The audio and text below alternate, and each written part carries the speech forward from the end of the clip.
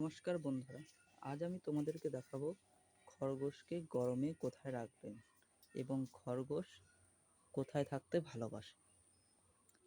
আমি খরগোশের যেন গরম না লাগে তার জন্য একটি বড় গাছের তলায় আমি খরগোশের ঘরটা বানিয়েছি।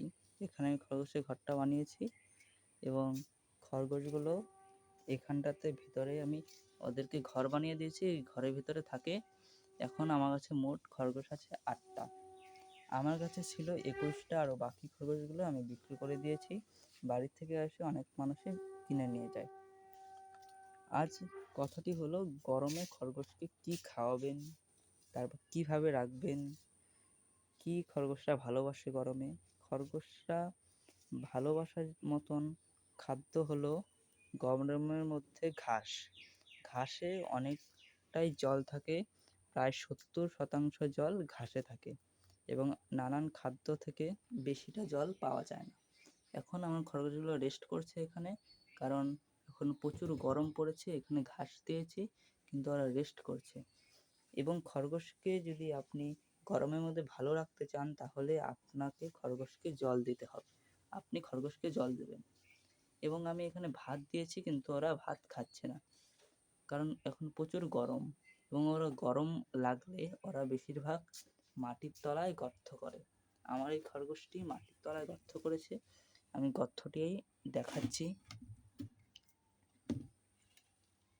এখানে আমার খরগোশটি গর্ত করে থাকে। এখানে সব খরগোশই থাকে গর্ত করে, কিন্তু এখন আমি এটা লাগিয়ে রাখবো কারণ ভেতরটা এখন খুবই ঠান্ডা আছে এবং বাইরের গরম পরিবেশটা যেন ভেতরে না ঢোকে, তার জন্য আমি ঠান্ডা রাখবো। আমার খরগোশগুলোকে আমি থার্মোকলের ঘর বানিয়ে দিয়েছি, কিন্তু ওরা থার্মোকলের ঘরটি খেয়ে ফেলে। তার জন্য আমি ফলের যে বাস্কেট থাকে সেই বাস্কেট খুলে আমি ওদেরকে কাঠের ঘর বানিয়ে দিয়েছি। আমি খরগোশদেরকে নানান ধরনের সবজি চুচো, তারপর ঘাস, ভাত, মুড়ি, গমের ভুসি এগুলো খাইয়ে রাখি। এবং কি আমি খরগোশদেরকে বেশিরভাগ শাকসবজি চুচোরও বেশিরভাগ দেই না, অল্প অল্প দিই। 50% ঘাস, 50% সবজি চুচো এরকম করে দিই, কিন্তু 70% জল ওরা ঘাসের থেকেই পায়, কারণ গরমে ওদেরকে ঘাসটা দেওয়া আমাদের উচিত। আমার ওই খরগোশটি যেটা ঘাস খাচ্ছে সেটা এর মধ্যে বাচ্চা দেবে, আর বাকি ওই যে কালো খরগোশটা আছে ওটাও বাচ্চা দেওয়ার কথা আছে এবং কি এটারও বাচ্চা দেওয়ার কথা আছে। ছেলে খরগোশ বলতে ওই যে ওই কর্নারে যে বসে আছে খরগোশটি, এটা হলো ছেলে খরগোশ। আর 4টা বাচ্চা আছে। একটি বাচ্চা হয়তো ঘরের ভিতরে আছে, সেটা দেখানো যাচ্ছে না আপনাদেরকে, তো আমি পরের ভিডিওতে আপনাদেরকে দেখিয়ে দেবো। খরগোশকে আপনি কোনো দিনও আমিষ খাবার দেবেন না, কারণ খরগোশ আমিষ খাবার পছন্দ করে না।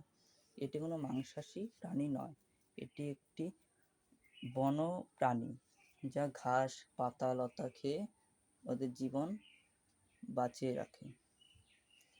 কিন্তু খরগোশদেরকে ঠান্ডা পরিবেশে রাখাটা আমাদের কর্তব্য। খরগোশদেরকে কোনোদিনও গরম জায়গায় রাখবেন না।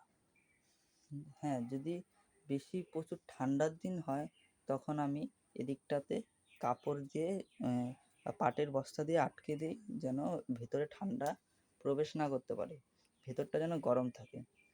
হ্যাঁ, আমি খরগোশ এখানেই রাখি, কারণ খরগোশ যদি আমি এখানে রাখি তাহলে আমার কোনো অসুবিধা হয় না, কারণ এখানে আমি ঘরটাকে ভালো মতন বানিয়ে দিয়েছি, ঘরের ভিতরে জলও পড়ে না।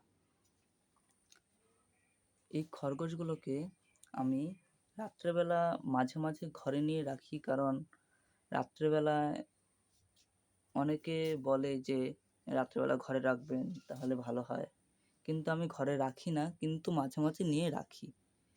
তো বন্ধুরা, এই যে আমার এই খরগোশটি আছে, এই খরগোশটি অনেক পুরনো হয়ে গেছে। তো বন্ধুরা, এইভাবে করে আপনারা খরগোশকে খাবার দাবার দেবেন এবং ঠান্ডা পরিবেশে রাখবেন। নমস্কার, থ্যাংক ইউ।